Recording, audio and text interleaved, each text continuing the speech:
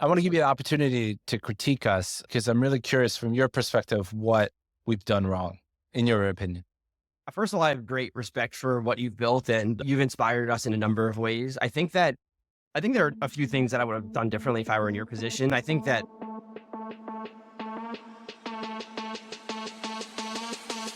What is up, everybody? I hope you dusted off your snowy shoes. I guess if you're in North Dakota or South Dakota, they're the only ones that got snow over the break. But right now, New York's getting snow and the Northeast is getting snow. Hope everybody had a nice end of the year. We're starting 2024 off with a bang with Jacob Fortinsky.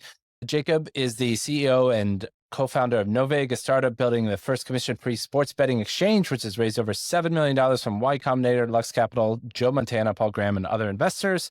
He's a graduate of Harvard. Harvard's been in the news a little bit, and where he studied philosophy, political science, and economics. Jacob's been an avid sports bettor for years, and after getting limited by sportsbook for being profitable and growing frustrated, he started this company. So welcome to the podcast, Jacob. Thank you, Jason. Pleasure to be here. So where does this find you? Are you on the East Coast, West Coast?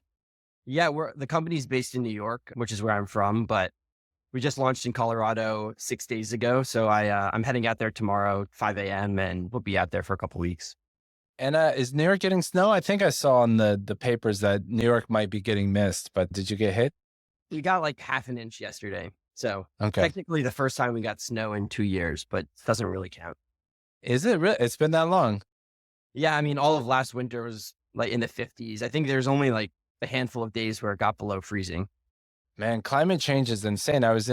For my holiday, I was in the mountains of France and it was like 48 degrees, 45 degrees the whole time. And, normally it's snow and super cold and it's just crazy how warm everything is. Wow. Were you skiing?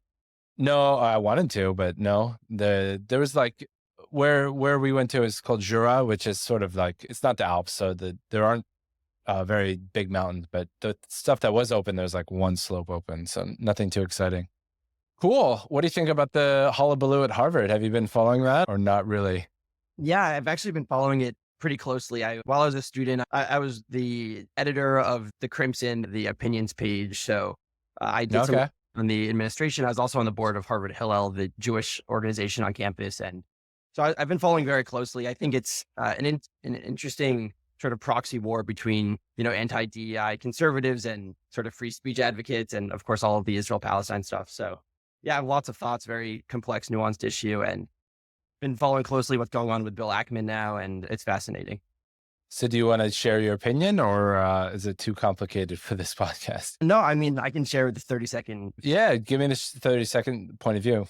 Yeah, well, I mean, I do think that it's clear there are people who are motivated by, I would say, who are acting in bad faith to try to remove these people. But I think given their testimony in Congress, I think it is true that if you just replace the word Jews with any other minority group, I think there would be far more outrage. And I think that alone is grounds for removal. And I also do think some of the plagiarism stuff is pretty significant. I don't think that removing her will have as much of an impact as I think both sort of proponents or defenders of her will think. I think it's obviously a much more sort of ingrained structural issue, but I do think it is probably a necessary first step. But I mean, I also think, it'd be one thing if these universities had very principled sort of absolutist views on free speech, but given sort of the penalization of microaggressions and other things in the last few years, I think there clearly is a double standard as it applies to certain minority groups. Interesting. And I should know this, I guess, but did Bill Ackman go to Harvard? Yeah, he went to both the college and the business school. Because I was curious, like why he's got he seems to gets very selective with his outrage and he pointed it at Harvard very, very brightly the last few weeks. Yeah, well, he has a family that went there who was actually there at the time I was there. So I think it is a personal issue for him, but, he is an activist investor. I think he does, sort of shine a light at a particular institution and sort of go all in. Actually, my first job when I was working as a summer analyst at a hedge fund, my job was covering a company that he was trying to sort of remove the CEO from. So I definitely saw a lot of parallels between that and, now he's sort of targeting Harvard 10. He's getting bored of his day job, maybe. Yeah. Yeah, from my perspective, it's a super tough issue. My DEI, my quick opinion on what's going on is that two big things happened. One, the George Floyd thing happened, and that just shocked the world. I mean, that was such a crazy watershed event, I think, in America and around the world. And people are like, holy shit, this is not cool. We have to do something. Coupled with the fact that I think Trump was so extreme in terms of trampling on, norms and being a decent person, from calling judges all kinds of names to immigrants all kinds of names to, I think a lot of the DEI was sort of the antibodies reaction to the George Floyd situation and the Trump situation. And so I think what happened was, the things swung too far to the one side. And what I am kind of looking forward to is things sort of normalizing, if that's possible, where things sort of get more sane. But I think these college professors kind of got caught in the trap because of, the George Floyd plus the Trump being such a piece of shit, put everybody in a really tough position for a long time. I had an interesting experience with the Black Lives Matter where I kind of had, I'm extremely political personally, and I follow politics very closely, but I try not to when I'm wearing my CEO hat, unless it's Brexit, I'm very public about Brexit as a CEO, because I think Brexit was one of the worst things that the UK could do for itself. When I'm wearing a CEO hat, I try to be as apolitical as I can be. And I sort of followed that playbook with Black Lives Matter. And I had a month or two after it, I had a Black employee came up to me and say that they were really saddened that I didn't say something. They think, white men, especially, or white people of privilege should be speaking up on behalf of Blacks and trying to bring light to this. And it really resonated with me. And so, we did end up making a Black Lives Matter statement. We did put something on our homepage in support of the movement. And it kind of starts this and I don't regret doing that, but it starts this slippery slope of well, if you do the Black Lives Matter, then you have to do the next thing, do the next thing. So I don't know. I'm curious if you have any thoughts of my ramblings about my position on things.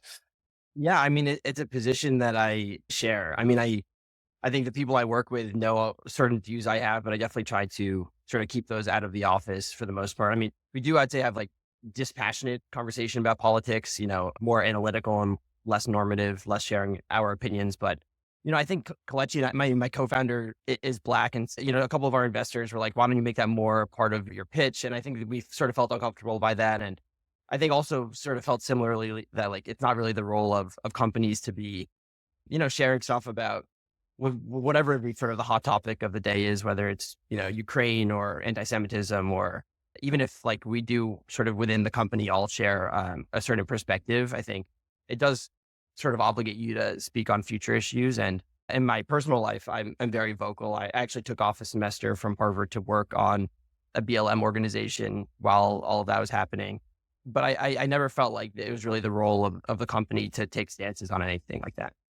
Yeah. It's also funny that you mentioned Brexit, because I was actually, that's what got me into prediction markets. I placed a big bet on Brexit to happen.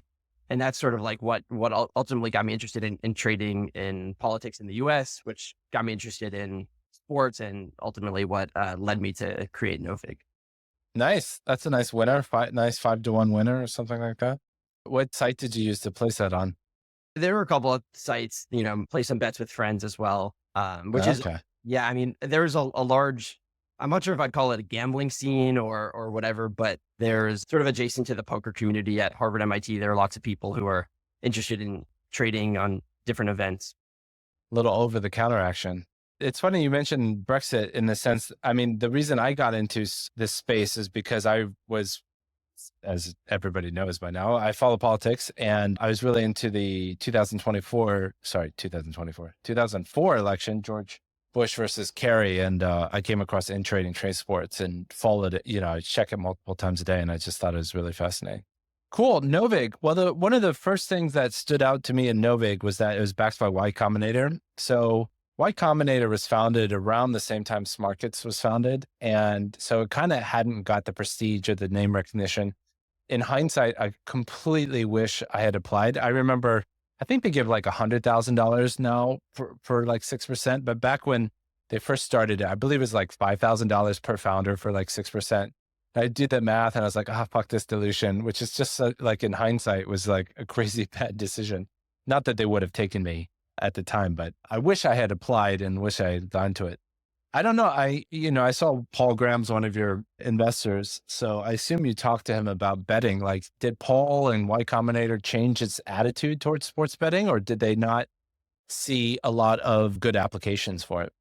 I think that they've always been very, I think there's certain VCs that have particular theses, have like a prepared mind attitude where they're looking for companies in certain spaces. I think YC is sort of the opposite of that, where, they're basically indexing for the best founders. I would say that even when they accepted us, actually the partner that accepted us said, we love you guys. We think you're super sharp and have a great business plan, but we're, very, I'd say, cold on the space in general, and would encourage you to pivot or consider pivoting. So I wouldn't say that their attitude towards sports betting changed significantly. There was a company in the batch prior to us that was trying to do something similar, but at the federal level with the CFTC, a company called Railbird.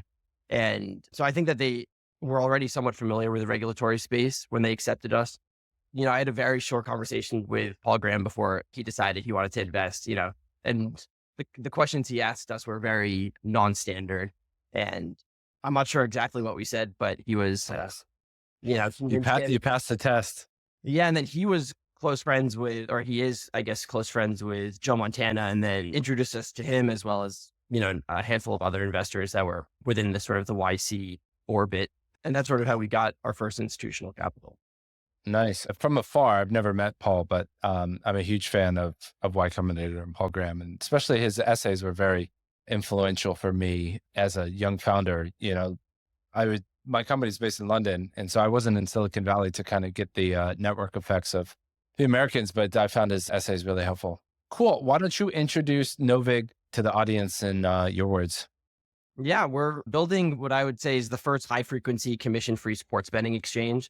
The idea is to create a peer-to-peer marketplace that resembles any other sort of two-sided marketplace, cut out the middleman, allow people to request their own price or to take the best price that the market offers.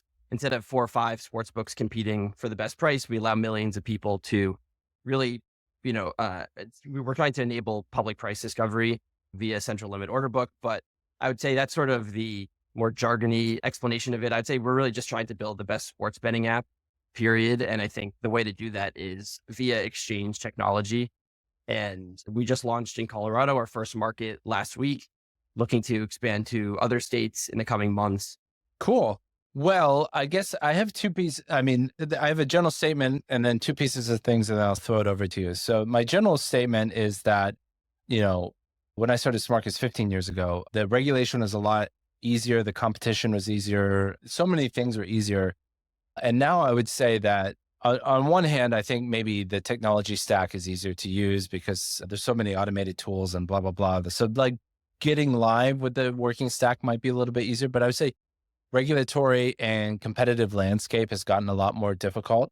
So I'm curious to see what your answer is, like why you think you can enter this space. Like, I think Nigel was sort of finger in the air when he said this, the founder of FanDuel, but I think he said you need $200, $300, $400 million to start a sports book.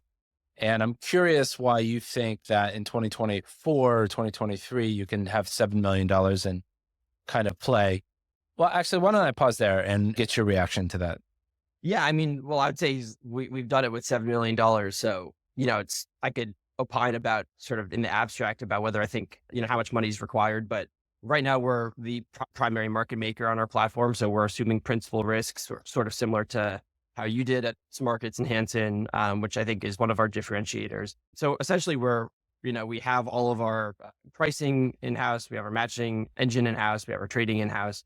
So I think essentially build a sharp sports book that is functionally similar to a Circa or a Pinnacle with a dozen people and $6 million. I think that is that all you are right now? 12 people? Yeah. Yeah, that's amazing. People all based in New York. That's also, I think, a differentiator of ours. I know you said that you had all of your traders and your team in London, a handful in LA, but some of our competitors, outsource across the world, and lots of sports books, by outsourced trading, outsourced pricing, and affiliate marketing, and so on. I think our approach was really to hire a very small team of 8 players, largely not from the sports betting space, except for a couple traders, and really show that, I think when we started this, we felt like the business model was broken of sports betting.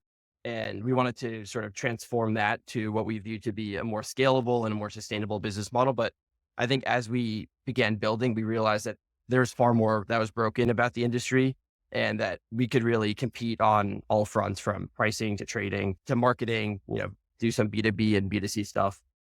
So when I founded, Betfair was kind of the 800-pound gorilla in exchange space, and to a certain extent they still are. So just to give you, an opportunity to punch up a little bit, where has Smarkets fucked up?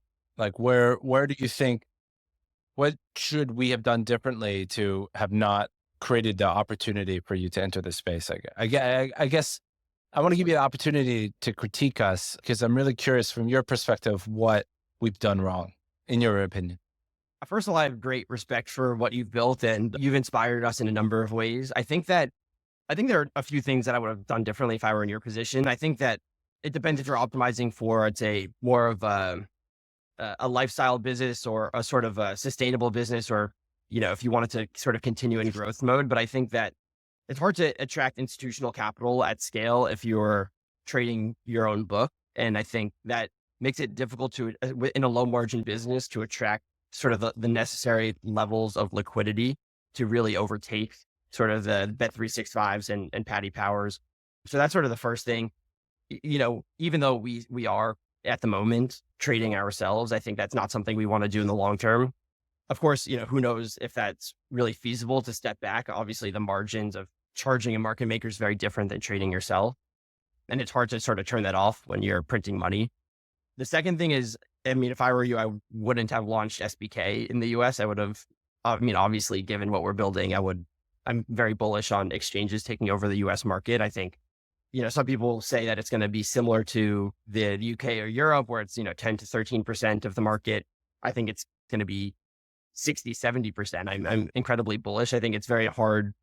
There's FanDuel and DraftKings are profitable now, but the rest aren't. I think it's very difficult when they have to be assuming principal risk to be, acquiring customers at $600-700 a head. And I think that our business model is far simpler. And I think when you had Dean on from Profit, who I respect a lot, he said, "Oh, we'll never be able to compete with DraftKings and FanDuel, and we're sort of going after this sort of niche corner of the market."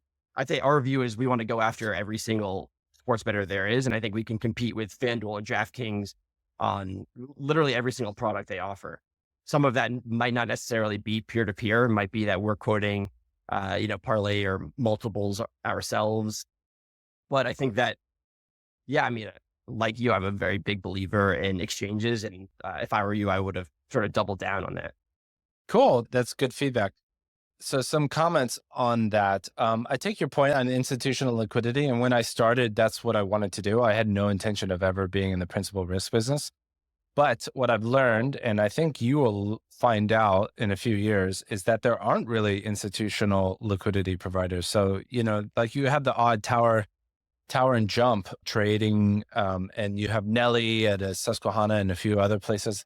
But I believe actually Jump, I think, is either in the process of or getting out of, or has already gotten out of sports betting entirely. And I wouldn't be surprised if Tower does. And Nelly, I think it will stick around. But a lot of these guys are not in it for the long haul because there's so many issues with providing liquidity, which is why we continue to do it ourselves. As far as I know, I think we're one of the world's largest market makers already. And having done it on that side of the fence for years, I can understand why the jumps and the towers struggle with it because there's just so many differences that aren't immediately obvious between finance and sports betting. So my perspective is it would be amazing to sort of have, the Citadels and the whoever else is sort of like the systemic market makers are trading sports, but I don't see it happening because of the various reasons in sports betting that prevents them from getting involved in the space. I think the tide's going to go in the other direction. I think there's no real platform for them to trade programmatically in large volumes. I think as exchanges begin to attract more volume, the opportunity will be there. I think like the reason why some of them might be exiting the market is because of the operational challenges and the somewhat small opportunity that exists. And I think that as you see that increase, I think there'll just be more and more institutional interest. And there are a number of crypto funds that are getting into sports betting now. There are a handful of other sort of prop trading firms from Wall Street that are considering opening sports desks. So, I think we're really aiming to be the central infrastructure for the financialization of sports betting writ large. And I think that, my co-founder Kalechi likes to say trading begets trading, that the more people you have on the platform, tighter spreads become, the more attractive it becomes for future users, and ultimately want to get to a place where you have, 30 bips of spread in all of our markets. Well, I'm going to push back on that. And by the way, I'm pushing back in the interest of having an interesting conversation. Like, I want you guys to be successful. The industry needs more startups in this space. And I think what you guys are doing is really cool. So like, this is not to like knock on what you're trying. And I'm rooting for you guys. I get this sort of, I'm an ex-trader, so I kind of get the liquidity begets more liquidity, but there's a few systemic issues in sports betting that kind of doesn't align with that. One is, the first property of sports betting is that it's a zero-sum game. That's a huge difference between almost all finance. There are zero-sum games in finance as well, but most stuff is not zero-sum. And so you have this, and then also not only do you have zero-sum, but the thing turns over very fast. So I'm making a number up, but like the average risk is in the system for a couple hours, and people wager before the event, and the event's over and it's settled, and the money turns over so fast. And so you need a huge influx of losing capital, basically retail money or uninformed traders, to kind of come into the system. And that's what powers the whole thing.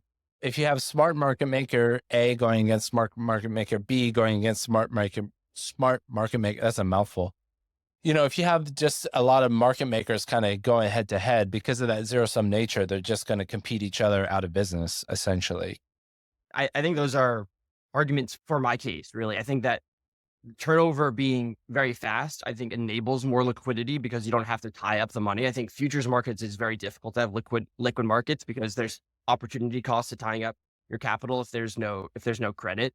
And I think that, of course, it's zero sum, but most financial markets, I would say, are zero sum. And with sports betting, you have, I would say, it's zero sum from a financial perspective, but there's tremendous, I'd say, entertainment value or utility that derives from non-monetary outcomes. So you really do have, and I think that's what makes it attractive for institutions, is you have hundreds of millions of people, wagering billions of dollars, not strictly for monetary gain. In fact, I'd say that they're largely not that price sensitive. And that is why it's, I think, necessary for an exchange to be successful. They have to go after the retail customers. And I'd say that's my other critique of other sports betting exchanges that have existed so far, is that they haven't really done that properly. You have to, appeal to the casual recreational bettor, build a UI for them. And, I think like if my plan goes successfully, I would say we don't necessarily want every user of Novig to know that we're an exchange. I want people to download us because our app is prettier, our onboarding is easier, our customer support is better, it's more social, it's more transparent. I don't think that we strictly want this sort of toxic ecosystem of sharp bettors betting against one another. If you say uninformed trader, retail trader, whatever term you like, let's say you're going to have a fixed amount. So like, let's say they're going to lose X amount trading the national football, NCAA football championships tonight, right? If I'm correct. Mm-hmm. Right. So there's a fixed amount, let's call it $1 billion is going to be lost on that. The zero sum nature, like $1 billion will be won, $1 billion will be lost. So like if let's say you have 50% market share magically, you have 500 million. These are kind of crazy big numbers that sound nice, but if you have institutional trader 1, 2, 3, and you add institutional trader 4, 5, 6, I don't think the trading is going to get better. And the pie that is going to be shared amongst the smart money will be fixed. So my point is, by adding more smart money into the liquidity mix, you're not going to get more retail flow. And I think that's maybe a fundamental area we probably see that differently. But I don't think putting up a 30 basis point type bid offer spread with more and more liquidity will get more retail flow, which I think is where you don't need the institutional money. I think what the latter half of what you said, where you don't want people to know you're an exchange. That's kind of our go-to-market philosophy with SBK, like exchange prices, sportsbook interface. And I completely agree with that. And to me, the whole ball game of winning in sports betting is getting the retail flow getting the order flow from retail users onto your platform. It doesn't really matter if you're a sports book or an exchange or anything like that. Yeah, I think that's an interesting point. I mean, I'd push back on that. I guess we disagree slightly on this, but I would say that there's a wide spectrum from people who are price sensitive to people who are not price sensitive, who are sharp to casual. I'd say most people fall somewhere in the middle that are betting on sports both because it's fun and because they think they have some shot of making money. And I think that, it's like the Bezos quote that in the long run, there's zero misalignment between customer experience and company value. I think that, the more institutional traders we have, the tighter the spread does become. And I think price does matter. I think probably matters less than some people in gambling Twitter or sort of sharp betting community think. But I think there's also an additional value of having more institutional traders is that they have less leverage over the exchange, over the protocol. And, both from a unit economics perspective, I think it makes it easier to, charge them rather than the casual bettor. And I also think that, at the margins, it does attract certain bettors that, it's like the same way you have lots of hedge funds that are trading options that are not necessarily profitable, or you have individuals who are trading large sums in financial markets. It's not to say that everyone who, brands themselves as an institutional trader or a sharp bettor is actually profitable. Lots of them are not. And I think our sell to them is whether you're making millions of dollars or losing tens of thousands of dollars, we want to put 1 to 3% back in your pocket per bet. That's not the same value proposition that we're necessarily selling casual recreational bettors, but to someone who's more price sensitive, I think that is where we can deliver where others can't. Cool. So you launched, what did you say, 6 days ago? Is that right? What's it like? It's been a long time since we launched for the first time. So to take viewers and mostly listeners through the process of being a startup founder and seeing your thing go live for the first time. Yeah, I mean, it's incredibly exciting. I think it's cool to see something that was just an idea I had while I was, a senior in college, actually come to the market. I, had lots of people along the way say, you'll never get there. It's way harder than you think. You're not actually going to be able to get a product live in a very difficult regulatory environment. So I think just from getting 0 to 1, I'd say and that's something that, YC harps on a lot, is like no KPI matters until you're actually live. And so I think we have a whole different suite of challenges now that we're live in market. Instead of dealing with regulatory issues and raising money and lots of sort of issues on that side, it's more on acquisition, retention, P&L. So I think we're very happy with how our first few days have gone. I think our prices are already better than the large sports books in the US by 1% or so. You can look at our odds on college football for the game tonight. We sit within FanDuel, DraftKings spreads. So happy with how that's going. The trading operations, I think our pricing in game and pre-game are very sharp. Our limits are, in terms of how much liquidity is solid, and we're onboarding other market makers. So it'll only get deeper and tighter. And yeah, I think, the feedback from customers is very positive, which is a great feeling as a startup founder. A couple issues with here and there with deposits on Androids and stuff like that, and excited to sort of work out some of the kinks. But overall, I'd say it's going much better than we anticipated. And I think that, as we model out our CPAs, our CACs and unit economics, I think we're very optimistic about applying this model to other states.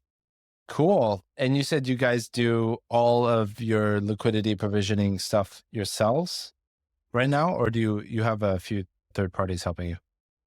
For now, yeah, it's all ourselves. We're onboarding a couple of different market makers, and we're going to allow individual users hopefully to provide liquidity in the next few months, and hopefully enable programmatic trading via API and other features to pool liquidity and so on. And yeah, right now we're just offering American sport, college football, college basketball, NBA, NFL, MLB, NHL, and rolling out, tennis and soccer and other sports in the coming months, as well as player props, parlays, requests for quote parlays, same game parlays, a lot of other sort of exotic derivatives and, peer-to-peer contests. And we're excited about, really building out a more holistic betting app.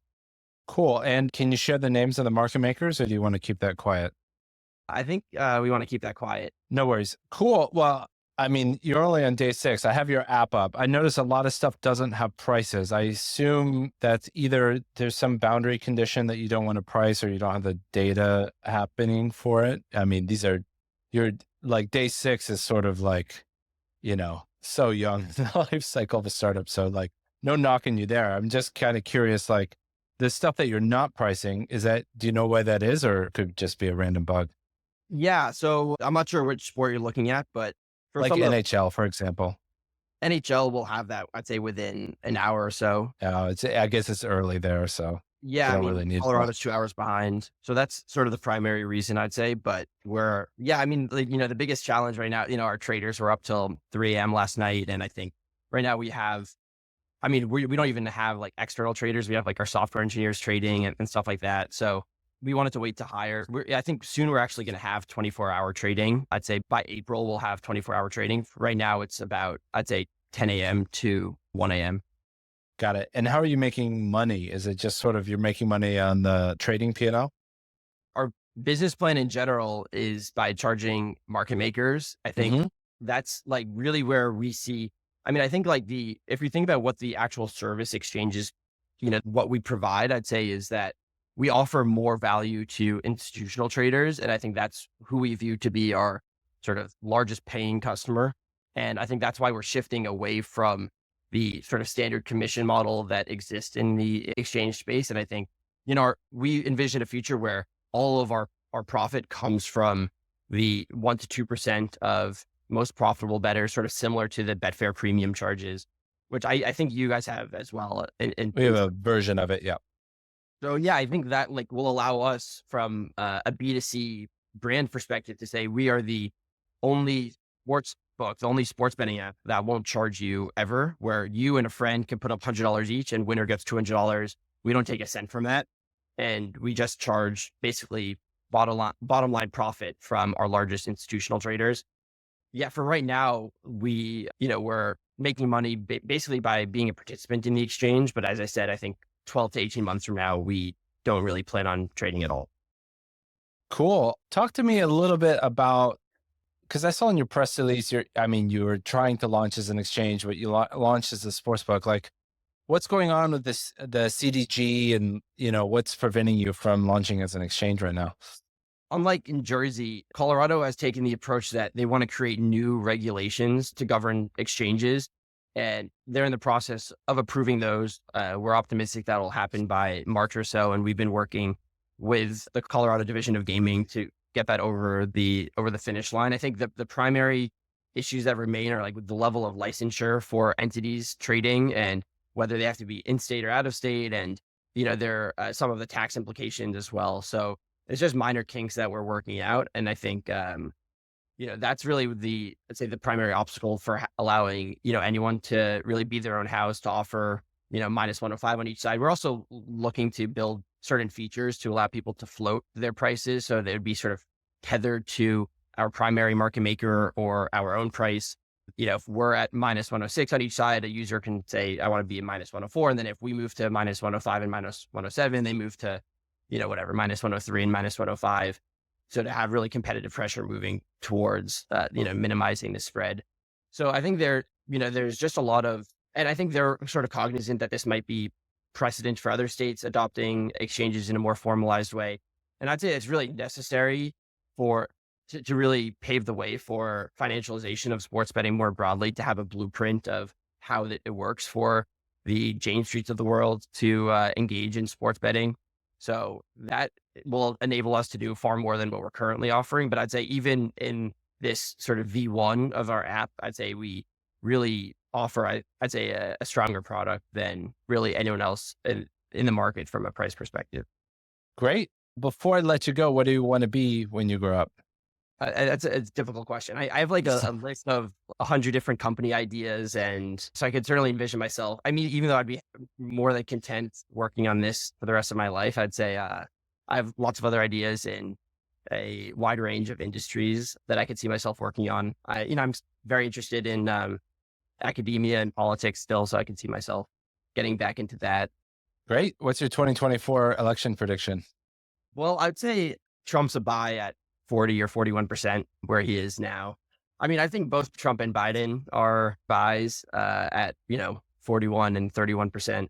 I'd probably sell Nikki Haley, but it's hard to say. That's, I'd say, my somewhat uninformed take. What about I you? doubt it's that. I doubt it's that uninformed. I think Biden will take it, but I wish that he would step down and let another Democrat run. But I think Biden will win. But I'm in a weird way, I'm happy that Trump is so in the mix, because the more seriously people take him, the less likely he is to win. So I kind of want people to be afraid that he can win, because that will keep people energized and I think people are largely desensitized to Trump. I think people sort of underestimate like how normal his rhetoric has become. I mean, it is one thing when he first ran and he was going down the escalator and saying things about, Mexico's not sending their best. But I think now we can really say anything and people wouldn't bat an eye. yeah. Are you involved in politics in France or Europe at all? No. I mean, I'd love to be, but my day job and 3 young kids fills my day. So at some point I want to be involved in politics, but I'm just sort of a loud observer from the sideline right now. Cool. Well, I wish you the best. I think I think sports betting needs a lot more entrepreneurs. It seems like you have some really great ideas I'm very excited to see you test those in the marketplace. And I wish you guys the best. And, I think this industry needs, like I said, new blood and new innovation and new thinking. So I wish you guys the best. Yeah. Thank you very much. Pleasure being on. And let me know if you guys ever have any interest in trading on the exchange. Cool. I will do. All Cheers, right. Jacob. Sweet. Cheers.